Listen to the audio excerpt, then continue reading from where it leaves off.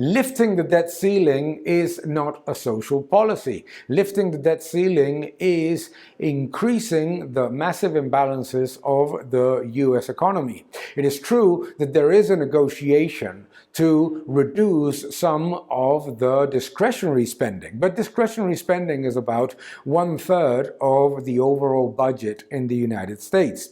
Mandatory spending continues to rise, and therefore it is absolutely critical to reach an agreement to bring discretionary spending at least to the levels that were before the COVID-19 crisis. Discretionary spending has increased massively and consolidated despite the recovery of the economy, the end of the pandemic, and all of the improvements in employment and the growth of the US economy.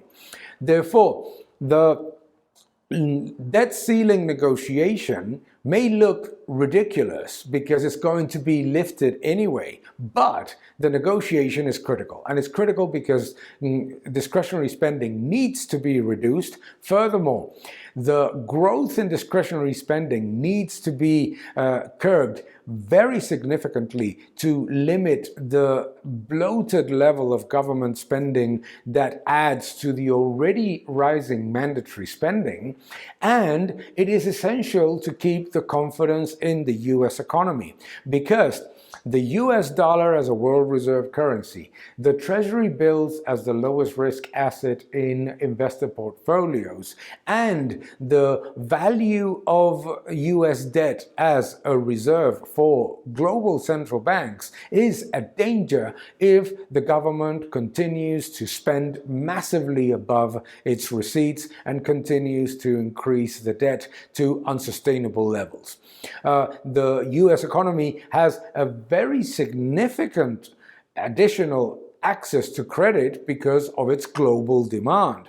But if it loses the confidence of global investors, then it would enter into a massive problem. Therefore, the negotiation that limits the increase in spending is absolutely critical to avoid the destruction of the confidence in the US dollar, in US Treasury bills, and in the US financial system in general.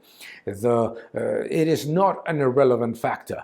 Raising the debt ceiling may seem ridiculous because it's going to be lifted anyway, but the way in which it is lifted is critical, i.e., paying attention to the global demand of US dollars and US treasuries. That's why it is important for the negotiation to bring down the level of discretionary spending and to bring government spending to GDP back to the levels that existed prior to the COVID-19 crisis, because it's risen and because it is much higher than what the economy would accept if it continues to grow at this pace. And higher government spending, higher deficit, and higher debt are extremely dangerous factors. They are not social policies, they are burdens to growth and to employment, and certainly the higher the level of debt and the higher the level of deficit compared to the global demand of those assets is certainly a big risk to the US dollar, to the US economy, and to all American citizens.